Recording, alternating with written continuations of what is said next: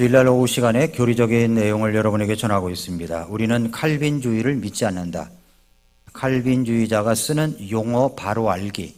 그래서 하나님의 예지, 예정, 선택과 자유의지 이런 분야에 대해서 여러분과 말씀을 나누도록 하겠습니다. 칼빈의 교리, 그렇게 예정론이라는 것을 믿는 교리는 5가지로 압축할 수가 있습니다. 보통 이것을 튤립이라고 합니다. 튤립, 이니셜 첫 번째 자를 따서 튤립이라고 합니다. 이게 네덜란드에서 나온 건데 튤립이 네덜란드에서 많이 나오잖아요. 그것처럼 칼빈의 5대 강령도 네덜란드에서 나온 겁니다. 우리는 칼빈주의의 5대 강령을 믿지 않습니다. 일반적으로 교회들을 보면 다 똑같은 교회 같지만 그들이 믿는 교리는 다릅니다. 그래서 장로교회 같은 경우는 칼빈의 5대 강령을 강하게 믿고 있는 교회가 있고 몇 개만 믿고 있는 교회가 있고 이렇게 교회들이 좀 다릅니다. 첫 번째가 전적 타락이죠. 전적 타락이라는 것은 뭐냐면 우리가 너무나도 타락해서 아무것도 할 수 없다는 교리입니다. 두 번째는 무조건적인 선택. 이것은 태어나기도 전에 하나님께서 이미 선택하셨다는 겁니다. 그리고 세 번째는 제한된 속죄. 하나님께서는 오직 속죄를 해주시는데 구원받을 사람들만 속죄해 주신다는 거예요. 구원받을 사람들만을 위해서 십자가에서 예수님은 대속하셨다. 이렇게 믿는 교리고, 네 번째는 저항할 수 없는 은혜. 이것은 우리가 원하든 원하지 않든 하나님께서 정하셨으면 그 사람은 꼭 구원받는다. 이런 식의 교리고, 성도의 견인은 창세전에 이미 구원받기로 예정되었다면 어떠한 것에도 상관없이 결국 죽어서 하늘나라에 간다. 이런 교리입니다. 그래서 하나씩 저와 여러분들이 이것을 나누도록 하겠습니다. 미국의 유명한 침례교회 목사님 가운데 조직신학자 중에 가이슬러 목사님이라고 있습니다. 이 가이슬러 목사님은 지난 30년, 40년 동안 미국에서 많은 침례교회들이 칼빈주의를 받아들였다고 합니다. 칼빈주의를 받아들였다는 거예요. 왜 그러냐 그랬더니 사람들이 더 이상 전도가 안 되고 늘어나지 않기 때문이라는 거죠. 이게 무슨 말이냐 했더니 구원받는 사람들이 더 늘어나지 않다 보니까 각성하여 기도하고 복음 증거를 열심히 하기보다는 모든 원인을 하나님 탓으로 돌려버린다는 겁니다. 하나님이 정한 사람은 구원받는 거고 정하지 못한 사람은 구원받지 못한 것이다. 이렇게 하나님께 모든 책임을 넘겨버리고 칼빈의 이 5대 강령, 이런 칼빈의 교리들을 많은 침례교회들이 받아들였다는 거죠. 침례교회라는 간판이 있어도 칼빈의 교리를 받아들이는 교회도 있다는 겁니다. 여러분, 만약에 그렇다면 우리가 복음 전할 필요도 없잖아요. 그죠? 열심히 복음 전할 필요도 없잖아요. 구원받을 사람은 구원받고 안 받을 사람은 안 받을 건데 뭘 그렇게 전도를 합니까? 그렇지 않죠. 칼빈주의가 사실이라면 거리에 나가서 힘들게 복음을 전할 필요가 없는 것입니다. 칼빈주의는 주님 안에서 수고하는 이런 지체들의 손길을 멈추게 하는 교리다. 이렇게 볼 수가 있습니다. 지난 시간에 배웠던 것이 이제 전적 타락 혹은 부패에 대해서 공부를 했습니다. 기억나시는 분 없으시죠? 있으세요? 있다고 합니다. 있어요. 전적 타락. 에베소서 2장 1절 가지고 여러분에게 설명을 드렸죠? 뭡니까? 범법들과 죄들 가운데서 죽었던 너희를 하나님께서 살리셨도다. 이 말씀 가지고 말씀드렸던 거 기억나시죠? 그 죽었다는 의미가 무슨 의미냐? 2가지 의미가 있다고 했습니다. 하나는 뭐냐면 전멸되었다, 소멸되었다 라는 뜻이고, 하나는 분리되었다라는 뜻이라고 했습니다. 분리되었다. 그러면 거기에서 범법과 죄들 가운데서 죽었다라고 할 때 그 죽었다라는 것은 1번 전멸되었다, 소멸되었다, 2번 분리되었다. 답은 몇 번이죠? 몇 번이요? 2번. 그렇죠. 2번이죠. 그것은 전멸된 게 아니에요. 우리가 아무것도 반응할 수 없는 것이 아니라는 겁니다. 반응할 수 있어요. 우리에게 자유의지를 주셨거든요. 자유의지까지 소멸된 게 아닙니다. 자유의지까지 전멸된 게 아니에요. 우리에게는 자유의지를 주신 거예요. 그 자유의지를 가지고 말씀을 들었을 때 범법과 죄들 가운데서 죽었지만, 이 말은 분리되었다는 말입니다. 분리된 거예요. 그래서 하나님의 말씀을 들을 때 내가 반응을 할 수 있는 겁니다. 난 믿겠다, 안 믿겠다라고 반응을 할 수 있다는 이야기입니다. 그러므로 성경에서 말하는 죽음이라는 것은 소멸이나 전멸이 아니라 분리를 뜻하는 겁니다. 분리를. 이해가 되셨죠? 예, 그것은 하나님의 형상이 완전히 박탈되었다는 말이 아니에요. 다만 그것이 희미한 상태로 남아 있다는 말입니다. 그러므로 이런 사람들은 하나님의 진리를 깨달을 수 있지만 깨달음에도 불구하고 의도적으로 받아들일 수도 있고 받아들이지 않을 수 있다는 겁니다. 그 의지가 작동되는 거죠. 칼빈주의자들은 고린도전서 2장 14절을 잘 인용하기도 합니다. 그러나 본성에 속한 사람은 하나님의 영의 것들을 받아들이지 아니하나니 이는 그것들이 그에게는 어리석은 것이기 때문이며 또 그가 그것들을 알 수도 없나니 이는 그것들이 영적으로 분별되기 때문이라. 말씀에 답이 있어요. 본성에 속한 사람이죠. 육에 속한 사람, 구원받지 못한 사람을 말하죠. 이런 사람은 영의 것들을 받아들이지 않는다고 그랬습니다. 왜 받아들이지 않아요? 그에게는 어리석은 것이기 때문에. 그 자기가 판단할 때 어리석은 것이란 말입니다. 어리석은 거예요. 그러니까 안 받아들이는 거죠. 그것은 어떤 것입니까? 영적으로 분별되기 때문이라고 그랬습니다. 이것은 하나님의 진리를 환영하여 받아들이지 않는 것을 뜻하는데 하나님의 영의 것들, 예수 그리스도, 단번 속죄 등을 환영하며 받아들이지 않고 의도적으로 거부한다. 이 말인 것입니다. 다시 한번 강조합니다. 이것은 그들이 이런 것들을 이해할 수 있지만 분명하게 이해하면서도 환영하며 받아들이지 않는다는 겁니다. 환영하며 받아들이지 않아요. 의도적으로 거부한다는 거죠. 이렇게 하나님의 진리를 거부한 결과 영원토록 정죄를 받게 되는 겁니다. 이것이 성경이 말하는 사실입니다. 오늘 저는 에베소서 1장을 통해서 두 번째가 이제 무조건적인 선택이잖아요.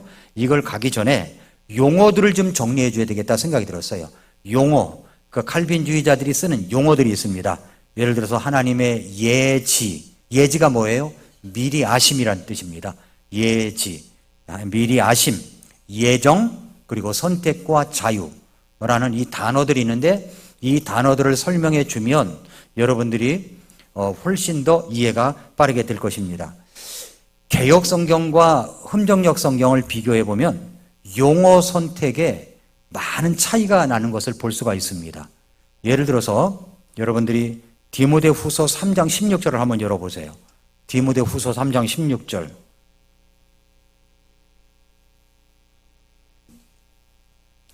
디모데후서 3장 16절에 보면은 흠정역 성경에 모든 성경 기록은 하나님의 영감에 의해 주어진 것으로 교리와 책망과 바로잡음과 의로 교육하기에 유익하다 그랬습니다. 자, 이 말씀을 개역 성경으로 보면 우리 늘 외웠었잖아요. 개역 성경 쓸 때. 그렇죠? 모든 성경은 하나님의 감동으로 된 것으로 교훈과 책망과 바르게 함과 의로 교육하기에 유익하니 이렇게 말씀했죠. 두 가지가 다르죠?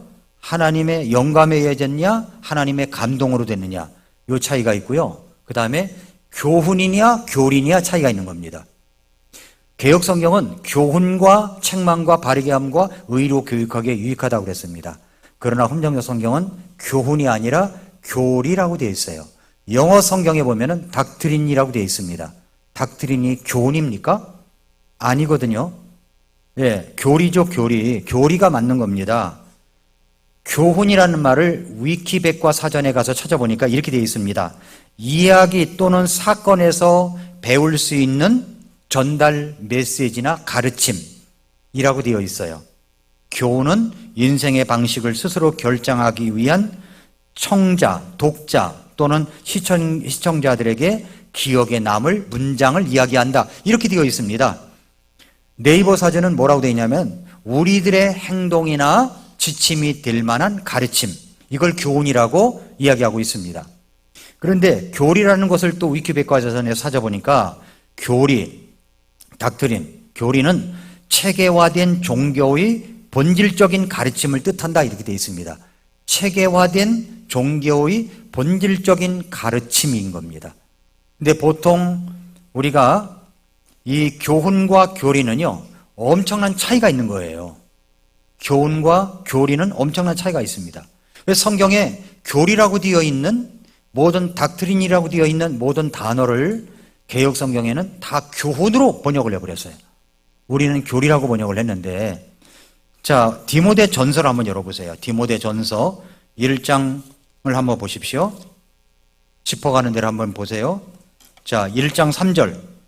1장 3절에 보니까 내가 마케도니아로 갈 때 네게 간청하여 네가 여전히 에베소에 머물 것을 구하였나니 이것은 네가 어떤 사람들에게 명하여 그들이 다른 교리를 가르치지 못하게 하고, 교리죠, 교리. 근데 개역 성경에는 교훈이라고 되어 있다는 겁니다. 다른 교훈을, 그랬어요. 다른 교훈을. 교훈이 아니라 교리입니다, 교리. 그뿐만 아니라 10절 보세요.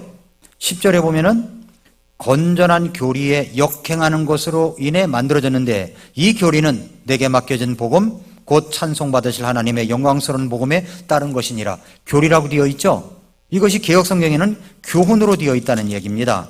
4장으로 넘어가서 1절에 보니까 한편 성령께서 마지막 때에 어떤 사람들이 믿음에서 떠나 유혹하는 영들과 마귀들의 교리, 마귀들도 교리가 있어요. 마귀들의 교리에 주의를 기울일 것이라고 분명히 말씀하시는 데라고 되어 있고요. 6절에 네가 형제들에게 이것들을 기억하게 하면 네가 도달한 믿음의 말씀들과 선한 교리의 말씀들로 양육받는 예수 그리스도의 선한 사역자가 되리라. 선한 교리라고 되어 있죠. 또 13절 내가 갈 때까지 읽는 것과 권면하는 것과 교리에 주의를 기울이라. 16절 네 자신과 교리에 주의를 기울이고, 이렇게 말씀을 하고 있는 겁니다. 6장 1절에도 그렇게 되어 있어요. 6장 1절도 봐보세요. 6장 1절에도 멍에 아래에 있는 종들은 다 자기 주인들을 모든 존경을 받기 합당한 자로 여길지니 이것은 하나님의 이름과 그분의 교리가 모독을 받지 않게 하려 함이라. 3절도 그렇게 되어 있습니다. 3절도 교리라는 말씀으로 하나님의 성품에 따른 교리에 동의하지 아니하면, 이렇게 되어 있다는 겁니다. 그러니까 이 용어 선택이 굉장히 중요하다는 거죠. 교훈과 교리는 달라요. 근데 우리가 많은 사람들이 교리라는 말을 그렇게 좋아하지 않는 것 같습니다. 성경 말씀을 설교할 때도 교훈적인 에세이적 설교를 참 좋아합니다. 사람들이 교훈적이고 에세이적인 설교를 좋아해요. 그러나 교리적인 설교를 하면 좀 딱딱하다고 생각이 들어서 쉽게 이렇게 받아들이지는 못하는 경우가 있습니다. 그러나 사람들이 그리스도인이라고 할지라도 먹을 만한 음식이 있고 그렇지 못한 음식이 있다고 그랬죠. 여러분이 횟수가 그렇게 오래됐는데도 불구하고 교리라고 하는 이 딱딱한 아주 맛있는 음식을 맛있게 먹지 못한다면 아직 기본적인 것으로 돌아가야 된다는 이 말입니다. 성경 말씀대로. 그러므로 교리적인 이 메시지가 굉장히 중요한 겁니다. 왜 제가 이 말씀을 드리냐면은 세상에는 교회들이 많이 있지만 다 같은 교회들은 아니라는 거예요. 교리가 달라요, 교리가. 그래서 성서 침례교회 교리, 이 침례교회, 독립침례교회 교리가 다르고 장로교회 교리가 다른 겁니다. 장로교회는 예정론을 믿어요. 칼빈의 5대 강령을 믿습니다. 그러나 우리는 그것을 믿지 않습니다. 용어 선택이 중요하다, 여러분들에게 말씀을 드립니다. 우리의 감성과 에너지가 고갈될 때 감성과 에너지가 고갈되면 자꾸만 감성적인 메시지, 또 어떤 그 교훈적인 메시지만 기대할 수가 있는데, 그렇게 된다면, 그것만 찾으면 더 우리가 메마를 수가 있습니다. 순간적으로는 흡족할 수 있어요. 그러나 교리적인 내용, 말씀의 올바른 뼈대를 굳건히 잘 세우게 되면 그런 모든 갈증과 어려움도 다 해결될 수가 있는 겁니다. 우리는 칼빈주의를 믿지 않는다고 하는 이 주제는 바로 교리적인 것에 초점을 맞춘 내용입니다.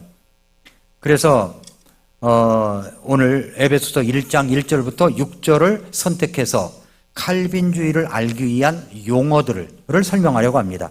하나님의 예지와 예정은 무엇이고 선택과 자유의지는 무엇인가, 이것을 이제 칼빈의 5대 교리를 계속하기 전에 용어 설명부터 해 나오면 두 번째, 세 번째, 네 번째, 다섯 번째까지 다 이해할 수 있기 때문에 여러분에게 말씀을 드립니다.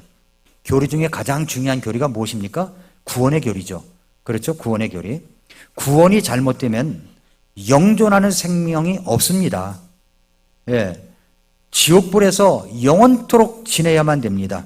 그래서 구원의 교리가 그만큼 중요한 겁니다.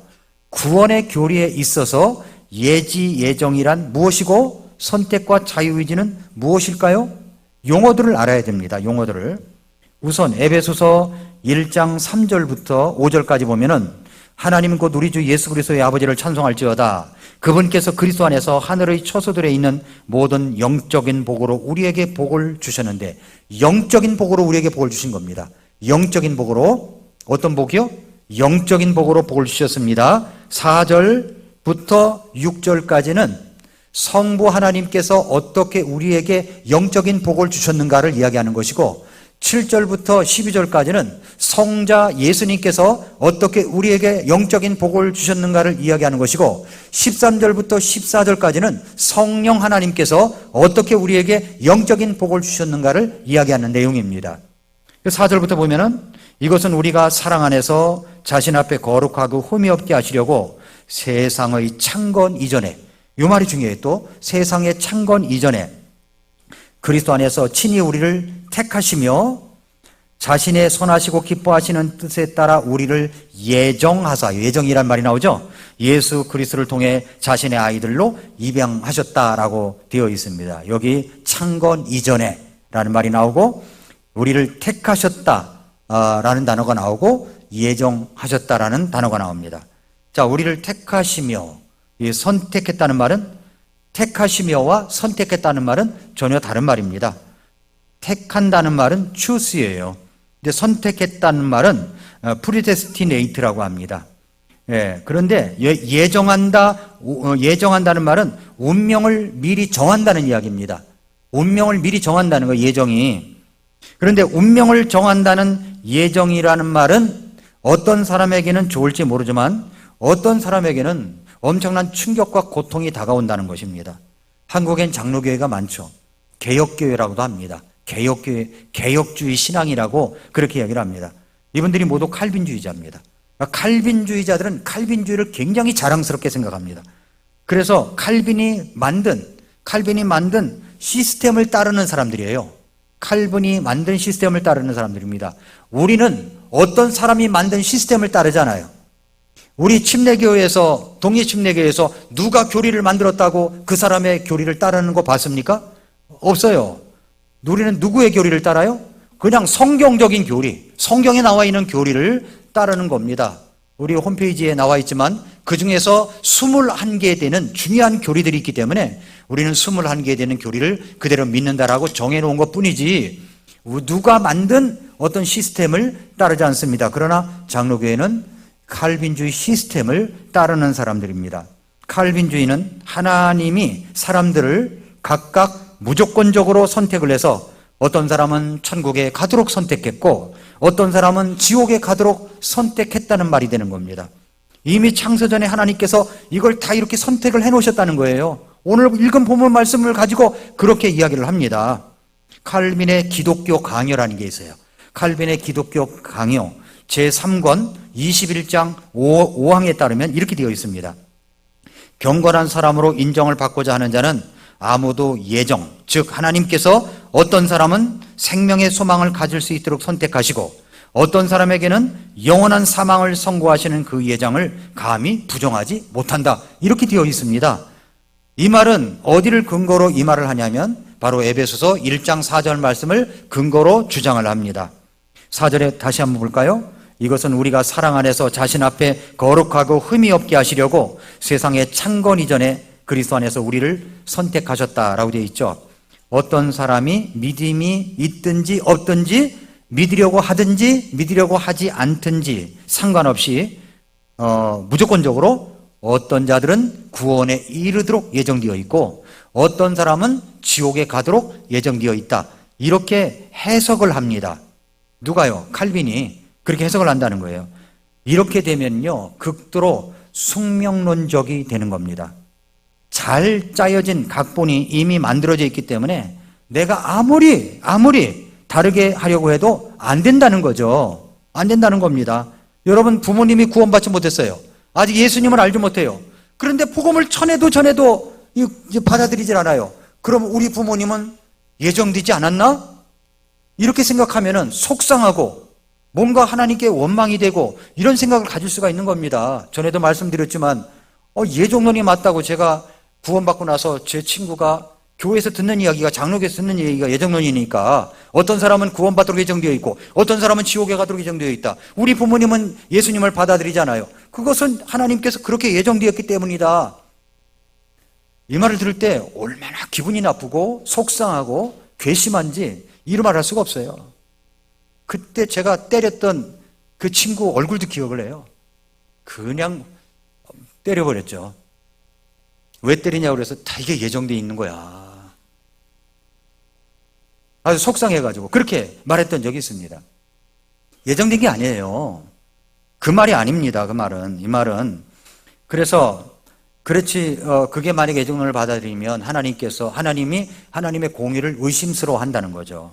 공의를 입지 못한 하나님을 원망할 수가 있다는 겁니다. 그럼 전도가 무슨 소용이 있겠습니까? 이미 정해져 있는데 전도가 무슨 소용이 있겠어요? 인간은 믿을 수 있는 자유의지가 없다. 전적 타락, 자유의지가 없다고 얘기합니다. 그런 말씀을 에베소 말씀을 인용해서 이야기하는 겁니다. 무슨 말을 또 하냐면 칼빈주의에 의하면 하나님이 먼저 사람을 구원시켜 놔야 믿을 수가 있다 이렇게 이야기를 합니다. 구원시켜 놔야 믿을 수가 있다. 잘 들어보세요. 구원시켜 놔야 살려놔야 그 다음에 믿는다는 이야기입니다. 아니 성경에 어떻게 그런 말이 있나요? 그래서 믿어서 구원받는 게 아니라 구원을 먼저 받아야 믿을 수 있다 이렇게 가르친다는 겁니다.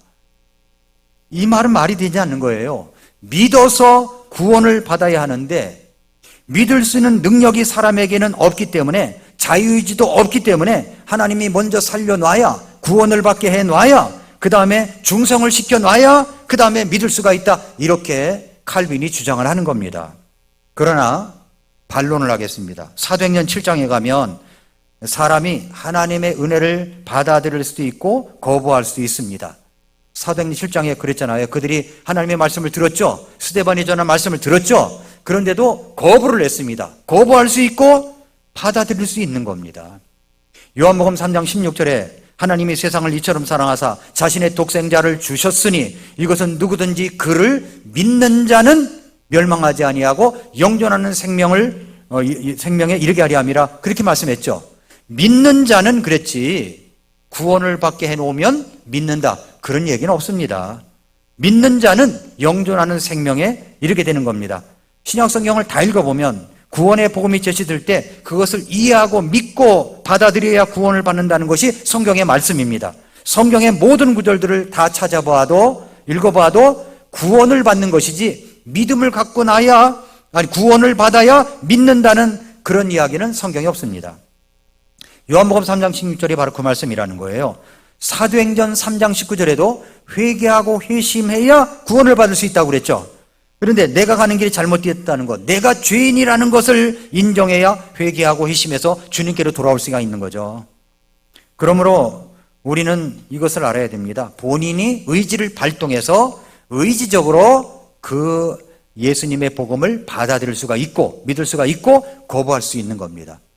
하나님이 살려놔야 그 다음에 구원받게 해야 그 다음에 믿을 수 있지 않느냐 이 말은 맞는 것이 아니라는 이야기입니다. 에베소 4장 13절에 이로써 마침내 우리가 다 믿음과 하나님의 아들을 아는 일에 하나가 되어 완전한 사람에 도달하며 그리스도의 충만하심의 장성한 분량에 이르리니 그랬죠. 이렇게 믿음과 하나님을 아는 일에 하나가 되어 완전한 사람이 될 수 있는 이유가 무엇입니까? 4장 13절에 그렇게 되어 있는데 4장 11절 12절에 보면은 그분께서 어떤 사람들은 복음 전도자로 어떤 사람들은 목사 겸 교사로 주셨으니 이것은 성도들을 완전하게 하고 섬기는 일을 하게 하며 그리스도의 몸을 세우게 하려 하심이라. 이것은 성도들을 완전하게 하고 그렇게 말씀했죠. 믿음으로 구원받는다. 그것은 자기 죄를 회개하고 예수님을 믿어야 구원받는다는 말입니다. 이런 것들은 누가 있어야 가능합니까? 목사 겸 교사가 있어야 가능하다 하는 이야기를 주고 있는 겁니다. 왜 주셨습니까? 목사 겸 교사를 왜 주셨어요? 성도들을 완전하고 섬기는 일을 하게 하며 그리스도의 몸을 세우게 하기 위해서 그렇다는 겁니다. 그래서 저는 이제 여러분들을 완전하고 섬기는 일을 하게 하며 그리스도의 몸을 세우게 하기 위해서 여러분에게 말씀을 가르치는 겁니다. 더 많이 공부하고 생각하고 정리해서 여러분에게 전합니다. 그러면 여러분들은 이 교회를 섬기고 교회를 세우는 일에 우리가 모두 다 한마음 한뜻이 되어야 된다는 거죠. 그러니까 온전한 가르침을 받아야 된다는 이야기입니다. 자, 이제 택하심의 의미를 보겠습니다. 1장 4절에 택하심의 의미. 예, 우리를 그리스도 안에서 친히 우리를 택하셨다 그렇게 돼 있죠. 여기서 택하셨다는 말은 우리가 사랑 안에서 자신 앞에 거룩하고 흠이 없게 하시려고 세상의 창건 이전에 그리스도 안에서 택하셨다는 말에 대해서 잘 알아야 됩니다. 이 말은 이미 구원받은 우리를 택하셨다는 말입니다. 잘 들어보세요. 이미 구원받았어요. 그런데 택하셨다는 말이에요. 어디 안에서? 말씀드려요. 어디 안에서? 그리스도 안에서. 그리스도 안에 들어와 보니까 내가 택함 받은 사람이 되어 있는 거예요. 택함 받은 사람. 그리스도 밖에 있으면 택함 받은 사람이 아닙니다. 그리스도 안에 들어와 보니까 내가 택함 받은 사람이 된 거예요. 세상의 창건 이전에 그리스도 안에서 택하셨다 말씀을 하고 있지 않습니까? 근데 그 목적이 뭡니까? 왜 택하셨어요? 왜 택하셨어요? 우리가 사랑 안에서 자신 앞에 거룩하고 흠이 없게 하시려고. 이게 목적입니다. 거룩하고 흠이 없게 하시려고 택하셨다는 말입니다. 이 말씀을 우리가 잘 이해해야 됩니다. 개개인을 하나님이 구원받는 사람, 구원받지 않은 사람으로 택하셨다는 말이 아닙니다. 이 말은 그 말이 아니에요. 선택했다, 일렉트라고 하는 이 단어가 아니라 우리를 거룩하고 흠이 없게 하시려고 그리스도 안에서 택했다는 말이 되는 겁니다. 우리의 모습을 보십시오. 우리가 구원받았다고 하지만 세상 가운데서 깨끗하고 의로운 생활을 그렇게 합니까? 못할 때가 많잖아요. 그렇지 못할 때가 대부분입니다. 우리가 죄 가운데 살고 흠이 있는 가운데 살아갑니다. 그런데 하나님께서 우리를 거룩하고 깨끗하게 살아가도록 하시기 위해서 택하셨다는 말이 되는 겁니다. 구원받을 사람, 안 받을 사람을 택했다는 말이 아니에요. 구원받은 우리를 예수님 안에서, 그리스도 안에서 거룩하고 흠이 없게 하시려고 택했다는 말이 되는 겁니다. 이 말의 의미를. 그래서 택하심의 의미가 여기에 있는 겁니다. 이해가 되십니까?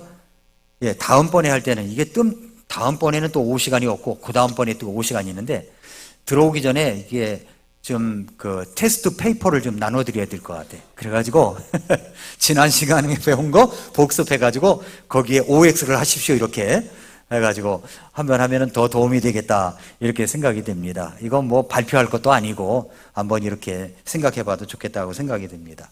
요즘에 여러분 쇼츠 보십니까? 쇼츠 잘 보고 계세요?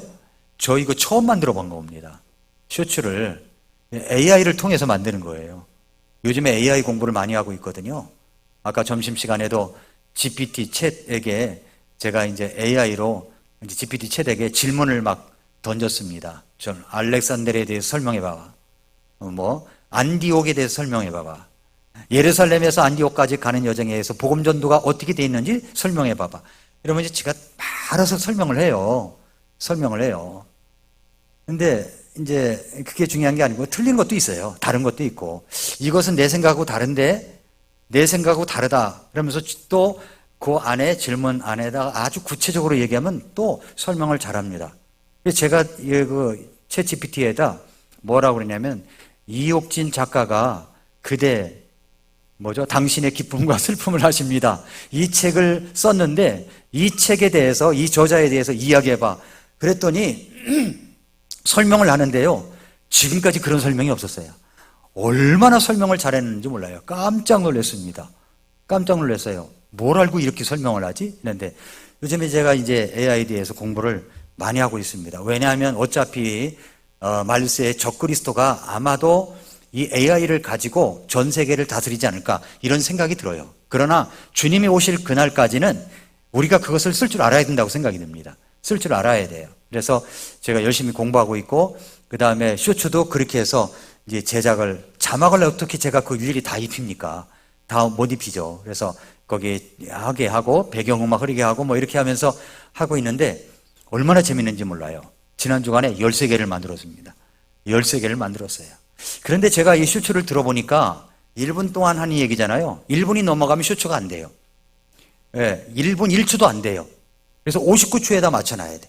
59초로 딱 해놓으면 이제 그 쇼츠가 딱 자동으로 이제 됩니다. 그런데 들어보니까요, 1분짜리 메시지를 계속 한 5번 들으면 이게 영적 뇌세김이 되는 것 같더라고요. 계속 뇌세김이 되는 거예요. 여러분 계속 들어보세요. 이번 주도 해놓을 테니까 계속 들어보십시오. 이거 듣는 사람들이 굉장히 많은 것 같아요. 듣는 사람이 많습니다. 그래서 평소에 제가 미라클 모닝 채널만 관심을 갖고 했는데, 교회 채널은 그냥 설교만 올라오고 그랬는데, 제가 관심을 갖고 이제 3월달 목표가, 우리 구독자가 아직 뭐 형편없는 구독자지만 숫자가 그렇지만 3월달 목표를 갖고 있고, 6월달 안까지 목표를 갖고 있고, 금년 안에 목표를 갖고 있습니다. 그래서 그 숫자가 올라가도록 굉장히 노력을 많이 할 것이고, 좋은 말씀을 많이 올려놓으려고 합니다. 그래서 같은 말씀을 반복해서 들으면 여러분들이 도움이 될 거라고 생각합니다. 예지에 대해서도 설명을 한 걸 1분 동안 여러분 듣는다고 생각해 보세요. 또 선택이라는 말도 마찬가지죠. 그 다음에 이제 택하심의 의미를 아시겠죠? 택하심은 구원받을 사람, 안 받을 사람을 선택했다는 말이 아닙니다. 그리스도 안에서 택하셨다는 말은 우리를, 구원받은 우리가 예수님의 사랑 안에서 자신 앞에 거룩하고 흠이 없게 하시려고 세상의 창건 이전에 그리스도 안에서 우리를 택하셨다는 말입니다. 이해가 되셨죠? 그 문맥 속에 다 이해할 수가 있는 겁니다. 그 다음에 이제 예정하셨다는 말이 나와요. 5절, 6절에 자신의 선하시고 기뻐하시는 뜻에 따라 우리를 예정하사라는 말이 나와요. 예정했다는 말이 나오죠.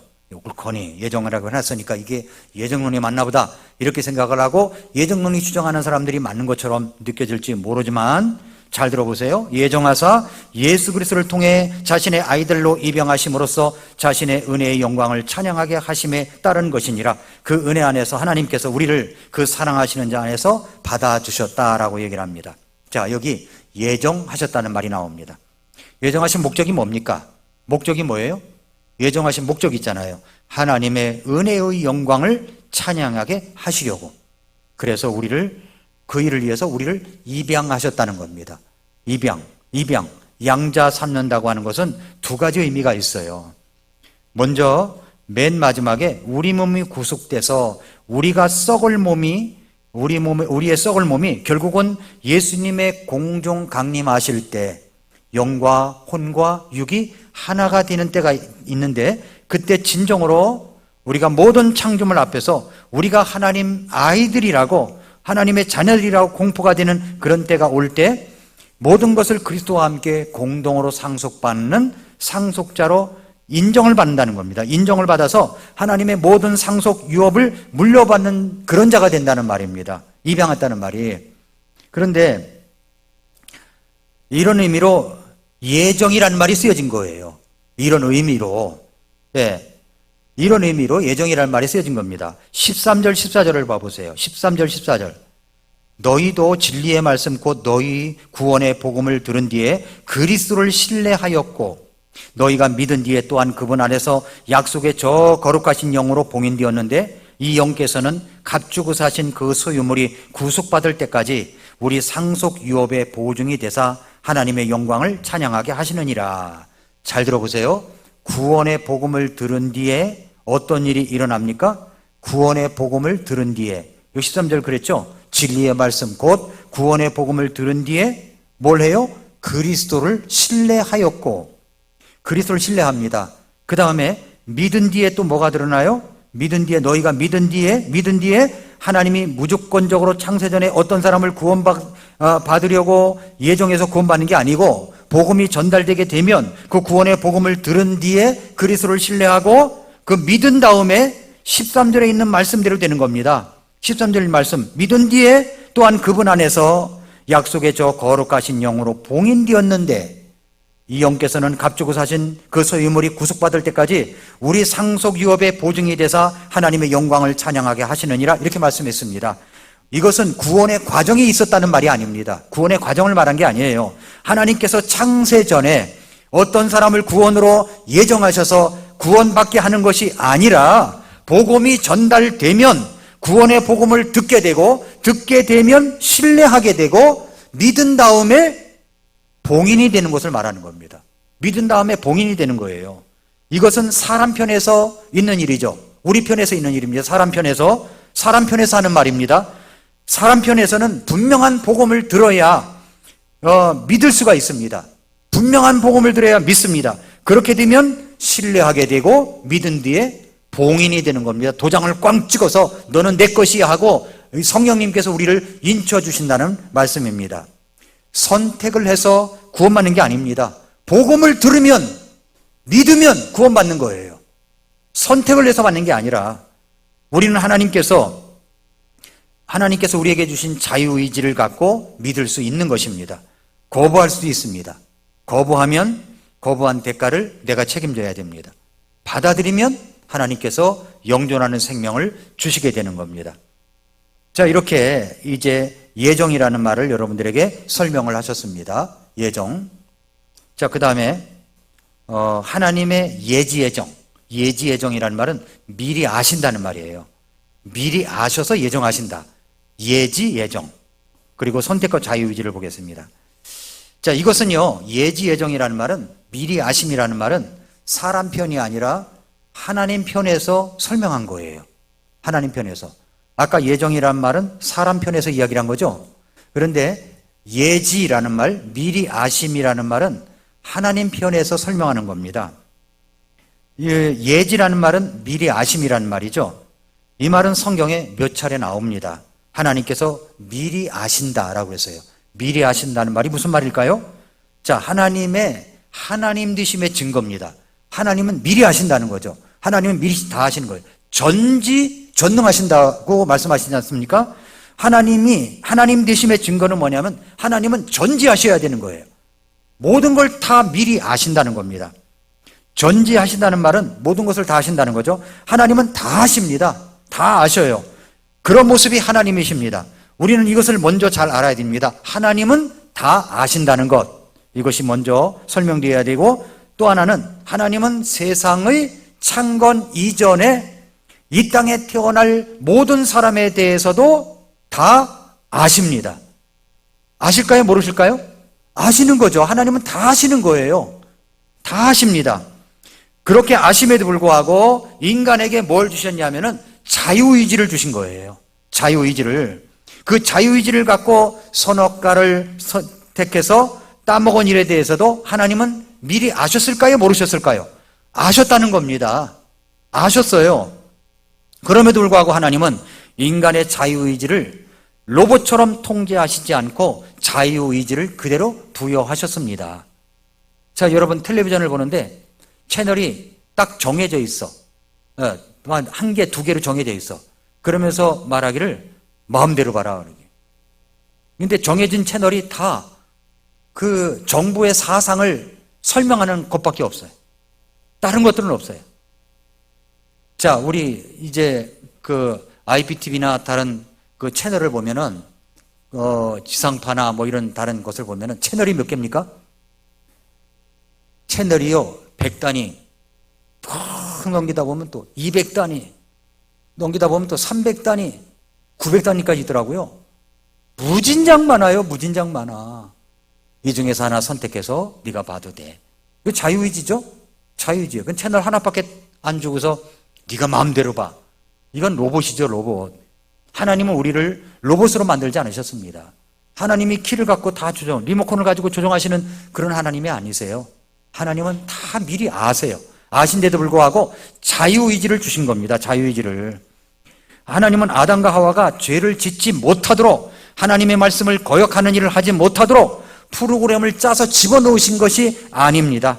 죄를 짓지 못하도록 하시지 않으셨어요. 그렇게 해놓으셨다면 어떻게 인간이 죄를 지을 수가 있단 말입니까? 사람이 죄를 짓고 살아간다는 것은 이미 그 사람 안에 자유의지가 있다는 말입니다. 하나님께서 모든 것을 통제하시고 로봇처럼 만드셨다면 마귀 루시퍼가 타락해서 사탄이 되는 일이 일어나겠습니까? 일어나지 않죠. 장로교에서 가르치는 예정론이라는 게 뭐냐면, 장로교에서 가르치는 예정론이라고 하는 것은 하나님께서 모든 일이 일어날 걸 미리 안다는 말을 어떻게 해석하냐면 하나님이 운명을 정해 놓으셨다는 말로 해석을 해버려요. 운명을 정해 놓으셨다. 여러분, 하나님이 예수님의 12 제자 가운데 베드로가 구원받을 것을 하나님은 미리 아셨을까요? 모르셨을까요? 아셨죠. 모르시는 게 아닙니다. 하나님은 다 아셔요. 미리 아심이라는 말이 그 말입니다. 미리 아셔요. 가룟 유다가 예수님을 배반할 것을 미리 아셨을까요? 모르셨을까요? 미리 아셨습니다. 그런데도 가룟 유다에게 자유의지를 주셨기 때문에 그걸 통제하지 않으신 겁니다. 근데 이 말은 하나님께서 베드로가 구원받을 것을 미리 정해 놓으셨고 가룟 유다가 구원받지 못하고 예수님을 배반할 것을 미리 정해 놓으셨다는 말이 아니란 말입니다. 미리 아시고 정해 놓으셨다는 말이 아니라는 말이죠. 다시 에베소 1장 13절 14절을 보십시오. 너희도 진리의 말씀 곧 너희 구원의 복음을 들은 뒤에 그리스도를 신뢰하였고 너희가 믿은 뒤에 또한 그분 안에서 약속의 저 거룩하신 영으로 봉인되었는데 이 영께서는 값주고 사신 그 소유물이 구속받을 때까지 우리 상속 유업의 보증이 되사 하나님의 영광을 찬양하게 하시느니라 그랬죠. 구원의 복음이 전해지면 그 복음을 들은 뒤에 그리스도를 믿고 구원받게 됩니다.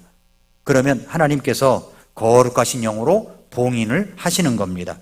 어떤 사람이 의지를 갖고 받아들여야 구원을 받는다는 말이에요. 의지를 갖고. 어떤 사람은 믿으려고 하는 의지를 거절하는 사람도 있습니다. 그렇게 복음을 전해도 안 듣습니다. 그러면 이 사람은 하나님께서 구원받지 못하도록 미리 예정을 해놓으신 겁니까? 아니라는 겁니다. 아니라는 거예요. 그런데도 그대로 자유의지를 주신 거예요. 자유의지를. 거절할 수 있는 자유의지. 그러나 거절에 대한 책임은 본인이 져야 하는 겁니다. 어떤 사람은 단 한 번 구원의 복음을 들었는데 어린아이처럼 바로 받아들이는 사람이 있지 않습니까? 근데 어떤 사람은 하나님께서 구원받도록 그러면 이런 사람은 하나님께서 구원받도록 예정해 놓으신 것입니까? 아니에요. 본인이 자유의지를 갖고 그렇게 믿은 겁니다. 하나님은 어떤 사람도 구원받지 못하도록 예정하신 게 아닙니다. 그걸 미리 하셨다는 말은 예정해 놓으셨다는 말이 아니에요. 예지예정이라는 말은 장로교에서 칼빈주의가 설명하는 그런 설명론은 맞지 않는다는 말이죠. 자유의지와 결단에 의해서 달라지는 것입니다. 그런데 여기서 어떤 사람이 구원의 복음을 듣고 받아들일 것을 하나님은 미리 아실까요? 모르실까요? 아시는 거죠. 미리 아심이 그 말입니다. 미리 아심이라는 말이. 어떤 사람이 복음을 듣고 거절할 것을 하나님이 미리 아실까요? 모르실까요? 아신다는 겁니다. 아셔요. 아시지만 그 사람이 그렇게 정해놓으신 것은 결코 아니라는 말입니다. 정해놓으신 게 아니라는 말이에요. 그러니까 어떤 사람이 구원의 복음을 듣고 구원을 받았습니다. 하나님은 이것을 미리 아셨습니다. 그렇다면 이런 말이 되는 거죠. 하나님은 이렇게 구원받을 것을 미리 아심을 통해서 성도들, 즉 그리스도 안에 있는 그 사람을 보시고 그들을 구원받을 자로 선택을 하고 예정을 하신 겁니다. 이것은 인간 편의 이야기가 아니에요. 하나님 편에서 그렇다는 말입니다. 하나님 편에서. 인간 편에서는 이것을 모르죠. 이것을 모릅니다. 그러나 하나님 편에서는 이것을 아십니다. 다 아십니다. 전지하십니다. 하나님은 다 아셔요. 그렇다고 이것을 미리 운명론적으로 정해놓으신 것은 아닙니다. 하나님은 구원받을 것을 다 아셔요. 창건 이전에 미리 아실 수 있는 분이십니다. 결국 그 사람은 구원받을 것을 하나님이 아셔요. 그렇게 그 사람을 하나님 편에서 구원받을 자로, 선택받은 자로, 예정된 자라고 정해놓으신 것입니다. 이것은 하나님이 미리 아시기 때문에 그렇게 하신 것이란 말이에요. 운명론적으로 정해놓은 게 아니라 그 사람이 받아들일 것을 미리 아셨기 때문에 그렇다는 말입니다. 그래서 하나님 편에서의 미리 아심이라는 이것을 잘 알아야 그 말씀이 이제 풀리는 것입니다. 성경은 이제 한 군데만 보면 안 되고요. 통합적으로 봐야 됩니다. 통합적으로. 어느 한 구절만 가지고 한 가지만 주장을 한다면 성경이 풀리질 않아요. 이상한 해석이 되고 맙니다. 성경은 조직적으로 봐야 돼요. 그래서 조직신학이라는 말이 있는 겁니다. 이런 말씀은 미리 아셨다는 말이 성경에 딱 두 군데가 나와요. 하나는 베드로전서 1장 2절입니다. 한번 열어보겠습니다. 베드로전서 1장 2절. 베드로전서 1장 2절에 곧 하나님 아버지의 미리 아심에 따라, 여기 미리 아심이라는 말이 나오는 겁니다. 미리 아심에 따라 성령의 거룩히 구별하심을 통해 순종함과 예수 그리스도의 핏부림에 이르도록 선택받은 자들에게 편지하노니 은혜와 화평이 너에게 더욱 많이 있기를 원하노라. 자, 여기에서 이 말씀은 미리 아심에 따라 여기에 선택받은 자들에게 그랬죠. 조건이 뭡니까? 조건이 뭐예요? 예수님의 피뿌림을 받은 사람이라고 그랬죠. 피뿌림에 이르도록, 피뿌림을 받은 사람이라는 말은 겁니다. 죄들의 용서를 받고 구원받은 사람들이라는 말이죠. 이런 사람을 선택받은 자들이라고 이야기하는 것입니다. 피뿌림을 얻고 구원받았습니다. 피뿌림을 얻고 구원받았어요. 그런데 하나님 편에서 보면 이 사람은 그렇게 되기 때문에 선택받은 자라고 말하는데, 하나님 아버지의 미리 아심에 따라 선택받은 자들, 성도들이라고 말할 수가 있는 겁니다. 하나님 미리 아심. 또 하나는 로마서 8장 28절부터 30절이에요. 한번 보시겠습니다. 로마서 8장 28절에서 30절. 우리가 아는 바와 같이 하나님을 사랑하는 자들, 곧 그분의 목적에 따라 부르심을 받은 자들에게는 모든 것이 합력하여 선을 이루느니라. 우리가 그랬죠? 우리라는 말은 구원받은 사람들, 로마 교회 성도들을 이야기합니다. 우리, 사도 바울을 포함해서 우리가 아는 바와 같이. 자, 하나님께서 자신이 미리 아신 자들을 또한 예정하사. 여기 말씀이 나오잖아요. 계속해서 하나님께서 자신의 미리 아신 자들을 예정하사. 미리 아신 자들을 예정하사. 이 말씀을 귀를 기울여 주세요. 미리 아신 자들을 예정하사 자신의 아들의 형상과 같은 모습이 되게 하셨나니, 이것은 그분이 많은 형제들 가운데 처음 난 자가 되게 하려 하심이라. 그뿐만 아니라 하나님께서는 자신이 예정하신 그들을 또한 부르시고, 자신이 부르신 그들을 또한 의롭다 하시고, 자신이 의롭다 하신 그들을 또한 영화롭게 하셨느니라. 자, 이 말씀은 하나님 편에서 어떤 일이 이루어졌는가를 말씀하고 있는 내용입니다. 자, 이 말씀은 하나님께서 자신이 미리 하신 자들을 예정하셨다, 이렇게 말씀하고 있죠. 하나님께서 자신이 미리 하신 자들을 예정하셨습니다. 그 다음에 부르셨습니다. 부르신 자들을 의롭게 하셨습니다. 의롭다 하신 자들을 영화롭게 하셨습니다. 자, 이런 순서예요. 이런 구원의 과정을 보면은 무엇이 시작입니까? 하나님께서 미리 아신다는 사실이죠. 미리 아신 겁니다. 복음이 전달될 때 어떤 사람이 받아들일지 안 받아들일지를 하나님은 미리 아십니다. 미리 아셔요. 그렇게 하여 구원받은 사람들은 어떻게 예정하신 것입니까? 구원받도록 예정하신 것이 아니라 맨 마지막에 하나님의 아들의 형상이 되도록 예정을 하신 거예요.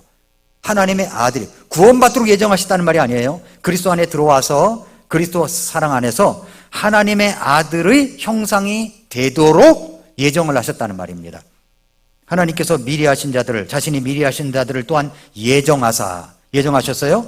왜 예정하셨습니까? 자신의 아들의 형상과 같은 모습이 되게 하셨다고 말씀하고 있습니다. 29절 말씀, 하나님께서 자신의 미리 하신 자들을 또한 예정하사. 하나님은 언제 이렇게 미리 하셨을까요? 언제 하셨을까요? 창세 전에, 창건 이전에 미리 아신 겁니다. 세상이 창건되기 이전에, 영원 전에 하나님은 모든 것을 내다보시는 분이신데 이런 걸 모르실 수가 있겠습니까? 아시죠? 아십니다. 창세 이전에 모든 것을 내다보십니다. 하나님은 세상의 창건 이전에 미리 내다보시는데 뭐 어떤 것도 모르실 리가 없습니다. 지금부터 6천년 전에 일어날 일을 다 하셨습니다. 6천년 전에 시간이 있었습니다. 그때 아브라함도 있었고 노아도 있었고 다윗도 있었고, 그래서 저와 여러분에게까지 왔습니다. 하나님의 구원에 관한 하나님의 예정하신 이런 모든 게 다 미리 아심에 따라 이루어진 것입니다. 미리 아신 거죠. 미리 아셨지만 우리 눈에 들어온 것은 역사 속에서 드러난 것뿐입니다. 하나님이 우리를 부르셨습니다. 우리를 하나님께서는 자신을 예정하신 그들을 또한 부르시고, 또 자신이 부르신 그들을 또한 의롭다 하시고, 자신이 의롭다 하신 그들을 또한 영화롭게 하셨느니라. 이것은 하나님 편에서 이루어지는 일들을 말씀하고 있다고 말씀드렸습니다. 구원과 관련된 하나님의 선택과 예정에 관하여 하나님의 미리 아심, 예지가 가장 먼저 나오는 거예요. 미리 아심. 근데 이것을 잘못 해석하여 가르치는 사람이 바로 칼빈의 예정론입니다. 칼빈. 하나님이 미리 아심을 빼버리고, 이걸 빼버린 거예요. 미리 아심을 빼버린 겁니다. 그리고 하나님께서는 무조건적으로 선택을 하시는데 어떤 사람은 천국에 들어가게 선택하시고 어떤 사람은 지옥에 가도록 선택하셨다, 이렇게 이야기하고 있는데 이런 말은 성경에 없습니다. 성경에 없는 거예요. 그건 자신이 만들어 놓은 5가지 칼빈의 5대 강령 안에 들어가 있는 내용입니다. 태어나지도 않았는데 어떤 사람은 천국 가는 사람으로 정해져 있고 어떤 사람은 지옥 가기로 정해져 있다면 그러면 하나님의 사랑이 의심이 되지 않습니까? 어떻게 하나님이 세상을 이처럼 사랑하사 자신의 독생자를 주셨다고 말할 수가 있겠습니까? 그렇다면 내가 잘못되어도 모두 하나님의 책임인 거죠. 그렇지 않습니다. 미리 하심에 대하여 베드로전서 1장 2절과 로마서 8장 29절에만 나오는 단어가 뭐냐면 자신의 미리 하심, 하나님의 미리 하심이라는 겁니다. 하나님 편에서는 구원받을 자들을 미리 정해놓으셨다는 말이 아니라는 것, 이 말씀을 여러분 우리가 명심해 두시기를 바랍니다. 칼빈의 5대 강령을 우리는 믿지 않아요. 전적 타락 믿지 않습니다. 무조건적인 선택, 태어나기도 전에 하나님께서는 미리 이미 선택하셨다, 안 믿습니다.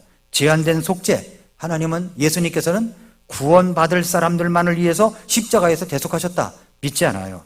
저항할 수 없는 은혜, 이것은 뭐 우리가 원하든 원하지 않든 하나님께서 작정하시면 우리 의지하고 상관없이 구원하신다, 이건 믿지 않습니다. 성도의 견인, 창세전에 이미 구원받기로 예정되었다면 그 사람은 어떤 모습으로 살아가든지 간에 꼭 구원받는다, 이런 말을 우리는 믿지 않습니다.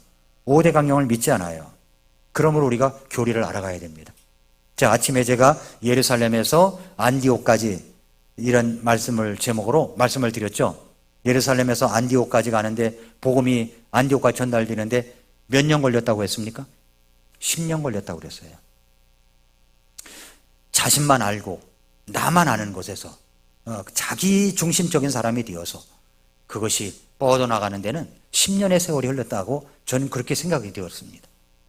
우리도 예루살렘만 머물지 말고 안디옥까지 가야 되는 겁니다. 안디옥 같은 사람이 되어야 된다는 거죠. 안디옥 같은 사람. 그래서 이런 교리들을 확실히 알고 있을 때 우리의 신앙이 튼튼하게 자라갈 수가 있는 겁니다. 자꾸만 이제 감성적인 교훈적이고 에세이적인 설교는 달콤하게 들릴 수가 있어요. 우리의 감정을 건드리니까.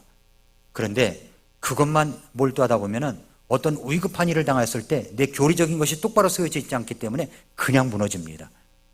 그런데 교리적인 뼈대를 굳건히 하면 나중에 뭐 장식 같은 것은 우리가 아름답게 해나갈 수가 있는 거예요. 그래서 교리적인 것에 여러분이 관심을 가지시고 칼빈의 5대 강령이 무엇인가, 이것을 여러분 꼭 알아가는 여러분들이 되시기 바랍니다. 다음번에 들어오실 때 제가 페이퍼를 좀 나눠드릴게요. OX 다 도망갈라 또 이거. 그럴지 안 그럴지는 그날 보면 압니다.